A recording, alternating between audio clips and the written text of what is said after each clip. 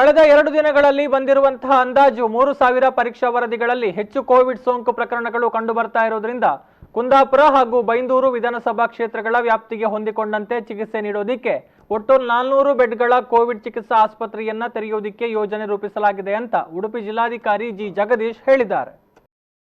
ಅವರು ತಾಲೂಕು ಪಂಚಾಯತ್ನಲ್ಲಿ ಶಾಸಕ ಹಾಲಡಿ ಶ್ರೀನಿವಾಸ್ ಶೆಟ್ಟಿಯವರ ಉಪಸ್ಥಿತಿಯಲ್ಲೇ ಕಂದಾಯ ಇಲಾಖೆಯ ಹಿರಿಯ ಅಧಿಕಾರಿಗಳು ಹಾಗೂ ಆರೋಗ್ಯ ಇಲಾಖೆಯ ವೈದ್ಯಾಧಿಕಾರಿಗಳೊಂದಿಗೆ ಸಭೆ ನಡೆಸಿದ ಬಳಿಕ ಮಾಧ್ಯಮದ ಪ್ರತಿನಿಧಿಗಳೊಂದಿಗೆ ಮಾತನಾಡಿದರು. ಕುಂದಾಪುರದ ಸಾರ್ವಜನಿಕ ಸರ್ಕಾರಿ ಆಸ್ಪತ್ರೆಯನ್ನ ಸಂಪೂರ್ಣವಾಗಿ ಕೋವಿಡ್ ಆಸ್ಪತ್ರೆ ಮಾಡಲಾಗುವುದು. ಇಲ್ಲಿರುವ ಗರ್ಭಿಣಿಯರು ಹಾಗೂ ಬಾಣಂತಿಯರನ್ನ ಕೋಟಾ ಸರ್ಕಾರಿ ಆಸ್ಪತ್ರೆಗೆ ಸ್ಥಳಾಂತರ ಮಾಡಲಾಗುವುದು. ಇಲ್ಲಿನ ಹಳೆಯ ವಿನಯ ಆಸ್ಪತ್ರೆಯಲ್ಲಿ ಹೊರರೋಗಿ ವಿಭಾಗ ತೆರೆಯಲು ಚಿಂತನೆ ನಡೆಸಲಾಗಿದೆ. ಸರ್ಕಾರಿ ಆಸ್ಪತ್ರೆಯಲ್ಲಿ ಪ್ರಸ್ತುತ 120 ಬೆಡ್ಗಳಿಗೆ ವ್ಯವಸ್ಥೆ ಇದ್ದು ಇದನ್ನು ಹೆಚ್ಚು ಮಾಡಲಾಗುವುದು. ಹಳೆಯ ಆದರ್ಶ ಆಸ್ಪತ್ರೆಯಲ್ಲಿ 65 ಬೆಡ್ಗಳಿಗೆ ಅವಕಾಶವಿದೆ.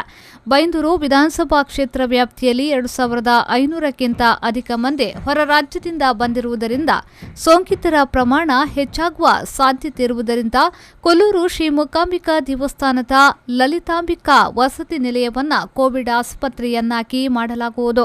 ಸೋಂಕು ಪ್ರಮಾಣ ಕಡಿಮೆ ಇರುವವರಿಗೆ ಕೊಲ್ಲೂರು ಹಾಗೂ ಕುಂದಾಪುರದ ಕೋವಿಡ್ ಆಸ್ಪತ್ರೆಯಲ್ಲಿ ಚಿಕಿತ್ಸೆಯನ್ನ ನೀಡಲಾಗುವುದು.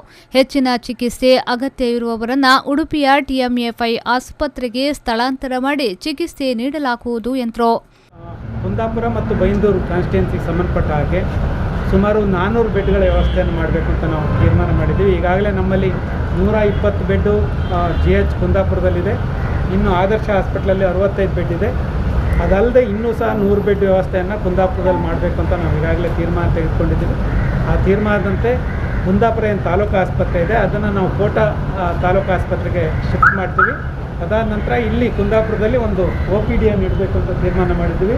ಹಳೆ ವಿನಯ ಆಸ್ಪತ್ರೆಯನ್ನು ನಾವು ತೆಗೆದುಕೊಂಡು ಅಲ್ಲೊಂದು OPD ಸೆಂಟ್ರನ್ನು ಸಾರ್ವಜನಿಕರಾಗಿ ಉಪಯೋಗಕ್ಕಾಗಿ ಬಳಸ್ತೀವಿ. ಉಳಿದಂತೆ ಏನು ಗರ್ಭಿಣಿಯರು ಮತ್ತು ಬಾಣಂತಿಯರು ಏನಿದ್ದಾರೆ ಅವ್ರನ್ನೆಲ್ಲರನ್ನೂ ಸಹ ನಾವು ಕೋಟಾ ಆಸ್ಪತ್ರೆಗೆ ಶಿಫ್ಟ್ ಮಾಡಿ ಈ ಆಸ್ಪತ್ರೆಯನ್ನು ಸಂಪೂರ್ಣ ಕೋವಿಡ್ ಆಸ್ಪತ್ರೆ ಅಂತ ಮಾಡಬೇಕು. 200 ಬೆಡ್ ಕೋವಿಡ್ ಆಸ್ಪತ್ರೆ ಮಾಡಬೇಕಂತ ಅಂದ್ಕೊಂಡಿದ್ದೀವಿ.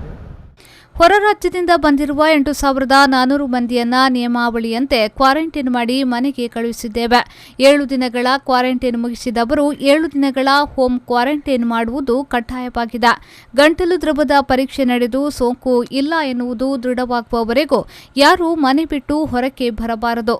ನಿಯಮಾವಳಿ ಉಲ್ಲಂಘಿಸುವವರ ವಿರುದ್ಧ ಕಠಿಣ ಕ್ರಮ ಕೈಗೊಳ್ಳಲಾಗುತ್ತದೆ. ವರದಿಯಲ್ಲಿ ಸೋಂಕು ದೃಢವಾಗಿದ್ದಲ್ಲಿ ಅವರನ್ನ ಕೋವಿಡ್ ಆಸ್ಪತ್ರೆಗೆ ಸೇರಿಸಿ ಚಿಕಿತ್ಸೆ ನೀಡುವ ಕೆಲಸವಾಗುತ್ತದೆ. ಇಂತಹ ಪ್ರಕರಣ ಕಂಡುಬಂದಿರುವ ಪ್ರದೇಶವನ್ನ ಸೀಲ್ ಡೌನ್ ಮಾಡಿ ಸುರಕ್ಷತೆ ಕಾಪಾಡಲು ಕ್ರಮ ಕೈಗೊಳ್ಳಲಾಗುತ್ತದೆ ಎಂದರು. ಹಾಗಾಗಿ ಅವ್ರನ್ನೆಲ್ಲ ಯಾರಿಗೆ ಪಾಸಿಟಿವ್ ಬಂದರೆ ಅವ್ರನ್ನೆಲ್ಲ ತಂದು ಆಸ್ಪತ್ರೆಗೆ ಟ್ರೀಟ್ಮೆಂಟ್ ಕೊಡುವಂಥ ವ್ಯವಸ್ಥೆಯನ್ನು ಮಾಡ್ತೀವಿ. ಹಾಗಾಗಿ ಅವ್ರ ಮನೆ ಮತ್ತು ಅವ್ರ ಅಕ್ಕಪಕ್ಕದ ಮನೆಗಳಿಗೆ ಏನಾದರೂ ಅವ್ರ ಕಾಂಟ್ಯಾಕ್ಟ್ ಬಂದಿರ್ಬೋದು ಅನ್ನೋ ಕಾರಣಕ್ಕಾಗಿ ಆ ಏರಿಯಾವನ್ನು ಸೀಲ್ ಡೌನ್ ಮಾಡ್ತಾ ಇದ್ದೀವಿ. ಆ ಏರಿಯಾವನ್ನು ಸೀಲ್ ಡೌನ್ ಮಾಡಿ ಅಲ್ಲಿ ಯಾರೂ ಸಹ ಹೋಗಬಾರ್ದು, ಹೊರಗೂ ಹೋಗಬಾರ್ದು ಮತ್ತು ಒಳಗೂ ಬರಬಾರ್ದು ಅಂತ ನಾವು ಈಗಾಗಲೇ ಸೀಲ್ ಡೌನ್ ಮಾಡುವಂಥ ಕೆಲಸವನ್ನು ಮಾಡ್ತಾ ಇದ್ದೀವಿ. ಇದೇ ವೇಳೆ ಮಾತನಾಡಿದ ಶಾಸಕ ಹಾಲಾಡಿ ಶ್ರೀನಿವಾಸ್ ಶೆಟ್ಟಿಯವರು ಹೊರ ರಾಜ್ಯದಿಂದ ಜನರು ಬರುತ್ತಾರೆ ಎನ್ನುವುದು ಖಚಿತವಾಗುತ್ತಿದ್ದಂತೆಯೇ ಸೋಂಕಿತರ ಪ್ರಮಾಣ ಹೆಚ್ಚಾಗಬಹುದು ಎನ್ನುವ ನಿರೀಕ್ಷೆಯಲ್ಲೇ ಪೂರ್ವಭಾವಿಯಾಗಿ ಸಭೆ ನಡೆಸಿ ಜಿಲ್ಲಾ ಮಟ್ಟದಲ್ಲಿ ಸಾಕಷ್ಟು ಮುನ್ನೆಚ್ಚರಿಕೆ ಕ್ರಮಗಳನ್ನು ಕೈಗೊಳ್ಳಲಾಗಿದೆ. ಹೆಚ್ಚುತ್ತಿರುವ ಸೋಂಕಿತರ ಪ್ರಮಾಣವನ್ನು ನಿಯಂತ್ರಣ ಮಾಡಲು ಹಾಗೂ ಚಿಕಿತ್ಸಾ ಸೌಲಭ್ಯವನ್ನು ಒದಗಿಸಲು ಎಲ್ಲ ಕ್ರಮ ಕೈಗೊಳ್ಳಲಾಗುತ್ತದೆ ಎಂದು ಹೇಳಿದರು. ನಮಗೆ ಹಿಂದೆ ಸಂಶಯ ಇತ್ತು, ಬೇರೆ ರಾಜ್ಯದಿಂದ ಬಂದಾಗ ಹೆಚ್ಚಾಗಿ ಪಾಸಿಟಿವ್ ಕೇಸ್ ಬರ್ತದೆ ಅಂತೇಳಿ. ಅದಕ್ಕೆ ನಾವು ಹಿಂದೆ ಪ್ರಿಪೇರ್ ಆಗಿತ್ತು. ನಮ್ಮ ತಾಲೂಕಿರಲಿ ಜಿಲ್ಲಾ ಮಟ್ಟದಲ್ಲಿ ಏನು ಮಾಡಬೇಕಂತೇಳಿ ಹಿಂದೆ ಪ್ರಿಪೇರ್ ಆಗಿತ್ತು. ಈಗ ಇನ್ನೂ ಪಾಸಿಟಿವ್ ಬರೋ ಚಾನ್ಸ್ ಹೆಚ್ಚಿದೆ ಅಂತೇಳಿ ನಾವೆಲ್ಲ ತಯಾರಿಗಳನ್ನು ಮಾಡಿದ್ವಿ. ಈ ಸಂದರ್ಭ ಕುಂದಾಪುರ ಉಪವಿಭಾಗಾಧಿಕಾರಿ ಕೆ ರಾಜು, ತಾಲೂಕು ಪಂಚಾಯತ್ ಉಪಾಧ್ಯಕ್ಷ ರಾಮಕಿಶನ್ ಹೆಗ್ಡೆ, ತಹಶೀಲ್ದಾರ್ KB ಆನಂದಪ್ಪ ನಾಯಕ್, ತಾಲೂಕು ಆರೋಗ್ಯಾಧಿಕಾರಿ ಡಾ ನಾಗಭೂಷಣ್ ಉಡುಪ, ಕುಂದಾಪುರ ಸಾರ್ವಜನಿಕ ಸರ್ಕಾರಿ ಆಸ್ಪತ್ರೆಯ ವೈದ್ಯಾಧಿಕಾರಿ ಡಾ ರಾಬರ್ಟ್ ರೆಬೆಲ್ಲೋ ಮೊದಲಾದವರು ಉಪಸ್ಥಿತರಿದ್ದರು.